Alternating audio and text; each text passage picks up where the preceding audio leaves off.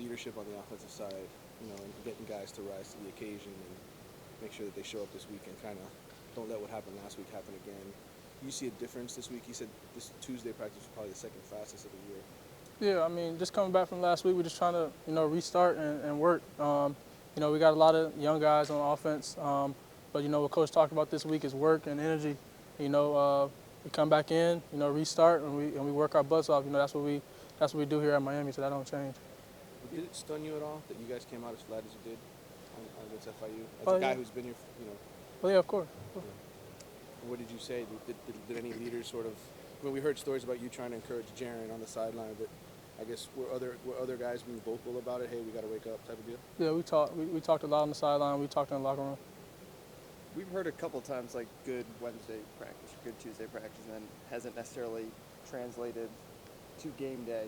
Is there anything like a theme you see sometimes maybe on like the Friday before the game, or even going like I don't know? Is there a cure to that to make it not just transition from week to week, but from day to day at this point?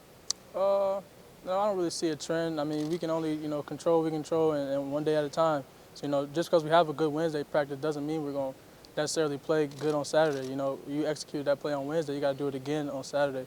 So I mean, obviously, practicing good, obviously, that's what you want to do. But also at the end of the day, you got to go out there and execute. When the moments, the real moment comes. KJ, coach was talking about like they sort of want more player-led discipline in practices. Mm-hmm. Like where you guys say, listen, you're not doing it. You got to do some sort of punishment, whatever. Like, how does that work? I guess is it something that's working?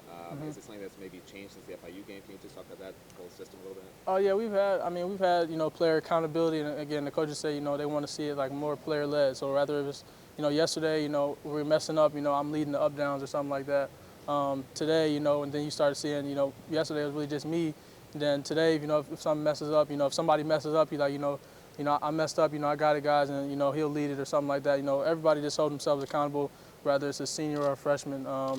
Just know that, everybody has a role. So does the whole wide receiver unit do up downs together, Whole offense. you mean? Whole offense. Whole offense. If one player does something wrong, the whole offense. Is that, and when did that, was that with game one, or this is something like more recent? It's something like more recent, but I mean, even before, like, if it wasn't up downs, it was, push-ups in the locker room. Like, it's one of the things that, myself, the tight ends, the quarterbacks, all we, for drops or wrong routes, we get on each other, they'll give the coaches push-ups out here, and then I'll find somebody, especially like me and Cam Harris, like definitely, if Cam does something, I'll go in his locker like, oh, you owe me 10. And he's like, oh, you owe me 10. So, I mean, it becomes like, it's kind of funny, but, I mean, we're holding each other accountable.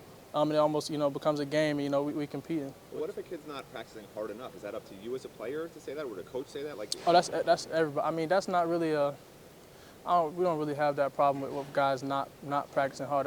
That's not our standard. So that's something, a coach won't even have to say that. If that's definitely player-led, but that doesn't happen. Where do you see Jaren's mentality after kind of what happened last week? Because he had the big game against Louisville, then struggled against Duke. He's a young guy. I mean, he's out here working. I mean, even today, today we're emphasizing third down. We didn't have a good third down day against FIU. And, we're out here, he's looking at me. He's like, KJ, get open. KJ, make sure you're working. Like, he's making sure I'm on me. So I'm lining up.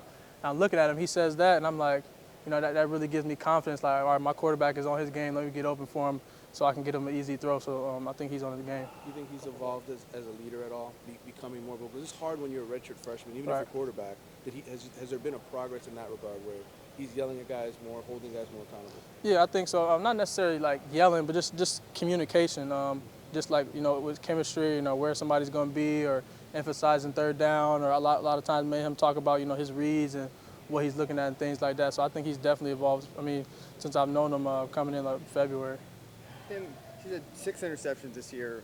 Both of them were 2 games with 3 interceptions. So they've really kind of come in bunches for him. Is there something, I don't know, with him where the natural inclination should be like, just watching from the outside, like it spirals. Is there anything to that? I don't know, like him overthinking maybe once he throws that first one, trying to do too much? Or? No, I don't think so at all. I mean, and if whatever's going on, I mean, that's in the quarterback room, and I'm sure Coach, does a great job of, coaching him up to, to make sure that doesn't happen. But I don't think so. all right. Thanks a lot. Thanks, appreciate it.